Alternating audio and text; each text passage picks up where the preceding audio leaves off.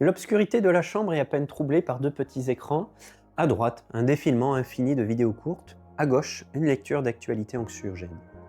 Entre les deux, un silence. Un silence qui n'est pas celui de la paix, mais celui de l'absence. Nous sommes là, physiquement, l'un à côté de l'autre, et pourtant nous n'avons jamais été aussi loin.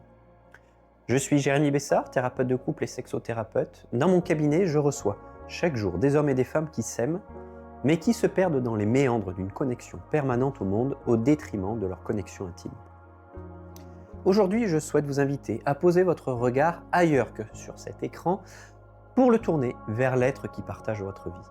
Il est facile de pointer du doigt la technologie comme le grand méchant de l'histoire moderne, pourtant la réalité est plus nuancée, plus fragile. Ce que vous ressentez lorsque votre partenaire saisit son smartphone en plein milieu d'une conversation, ce n'est pas qu'une simple irritation. C'est une blessure d'attachement. C'est ce sentiment diffus que dans l'ordre des priorités de l'autre, une notification Instagram pèse peut-être plus lourd que votre présence. Je valide cette douleur. Elle est légitime. Se sentir en concurrence avec un algorithme est une expérience déshumanisante. Cette technoconférence, l'intrusion des technologies dans les interactions sociales, crée une micro-rupture répétée.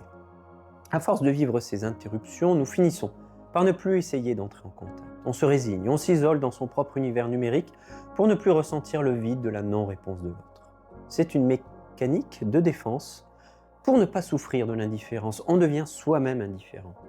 Prenons l'exemple de Clara et Marc, un couple de trentenaires dynamiques. Ils s'aiment, ils ont des projets, mais ils traversent une sécheresse émotionnelle. Leur rituel du soir, commander à manger devant une série Netflix, puis passer 2 heures chacun de leur côté sur leur smartphone respectif jusqu'à ce que la fatigue les emporte. On ne se dispute jamais, me disait Marc. Et c'est bien là le problème. Ils ne se disputaient plus parce qu'ils ne se parlaient plus vraiment. La télévision servait de bruit de fond pour éviter de confronter le vide de leur communication. Le smartphone était leur porte de sortie de secours dès qu'une émotion un peu complexe pointait le bout de son nez. Pour Clara, le téléphone était devenu un refuge contre son anxiété professionnelle. Pour Marc, c'était un moyen de décompresser sans avoir à faire l'effort d'une interaction sociale, même avec sa compagne. En séance, nous avons dû d'abord reconnaître que ces écrans n'étaient pas des outils de détente, mais des anesthésiants. En éteignant leurs écrans, ils ont dû faire face au silence. Et dans ce silence, ils ont enfin pu comprendre les besoins de l'autre qui criait depuis des mois. Pour sortir de cette hypnose numérique, il ne suffit pas de poser son téléphone. Il faut comprendre pourquoi on le prend et comment reconstruire ce qui a été délaissé. On commence d'abord avec l'étape 1, celle que j'appelle comprendre le passé, c'est-à-dire la prise de conscience. Pourquoi avons-nous ce besoin viscéral de nous remplir de stimuli extérieurs ? L'écran peut agir comme un objet transitionnel dévoyé. Dans notre enfance, si le silence ou l'absence de stimuli était source d'angoisse, nous avons pu développer des mécanismes pour saturer notre espace mental. Souvent, l'usage excessif de la technologie dans le couple cache une peur de l'intimité profonde. Être réellement face à l'autre, sans filtre, sans distraction, c'est prendre le risque d'être vu dans sa vulnérabilité. L'écran protège, certes, mais il crée une zone de tampon. Je vous invite à vous poser ces 3 questions. Quel vide cherchez-vous à combler lorsque vous scrollez machinalement en présence de votre partenaire ? Quelle émotion redoutez-vous le plus de ressentir si vous restez 15 minutes en silence, les yeux dans les yeux avec l'autre ? Quel schéma de répétition de votre histoire personnelle vous pousse à vous couper du lien présent ? Ensuite, on passe à l'étape 2, celle que j'appelle agir au présent, c'est-à-dire changer concrètement les dynamiques. Une fois la prise de conscience effectuée, il s'agit de modifier le système interactionnel. Si la tentative de solution est d'utiliser l'écran pour se détendre et que cela finit par créer de l'isolement, il faut changer la tentative de solution. Je propose souvent aux couples des exercices de sanctuarisation. Il ne s'agit pas de devenir des ascètes du numérique, mais de redevenir maître de l'outil. Définissez un périmètre comme par exemple la table pour manger ou encore la chambre à coucher où aucun appareil n'est toléré. La chambre doit redevenir le lieu essentiel du sommeil et de l'intimité sexuelle et affective. En rentrant du travail, avant toute chose, passez 15 minutes à discuter sans aucun écran à proximité. On ne parle pas d'organisation comme les courses ou les enfants, mais on parle de météo intérieure. Si vous regardez une série, faites-en un événement partagé, commentez-la, touchez-vous, faites en sorte que l'écran soit un support au lieu d'une barrière, mais créez un lien entre vous. Et on termine avec la 3e et dernière étape, celle que j'appelle construire l'avenir, c'est-à-dire l'ancrage durable. Le changement n'est réel que s'il s'inscrit dans la durée. Il s'agit de passer d'une contrainte comme Je ne dois pas regarder mon téléphone a une valeur avec « je choisis d'honorer la présence de mon partenaire ».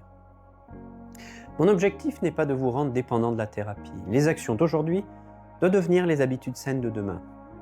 Solidifier vos acquis signifie reconnaître les signes de rechute. Parfois, la fatigue nous fera replonger dans l'errance numérique. Ce n'est pas grave, tant que vous avez les outils pour vous dire « hé, je sens qu'on s'éloigne là, on pose nos trucs et on se retrouve ». La solidité d'un couple ne réside pas dans l'absence de distraction, mais dans la capacité à revenir l'un vers l'autre consciemment encore et encore. C'est dans ces moments de présence pure que se loge la véritable sécurité émotionnelle. Le smartphone et la télévision ne sont que des outils. Ils peuvent être de merveilleuses fenêtres sur le monde ou des murs infranchissables entre deux êtres. Choisir de débrancher, c'est choisir de rebrancher le cœur. Je vous invite dès ce soir à tenter une expérience. Regardez votre partenaire avec la même curiosité que vous aviez lors de votre première rencontre.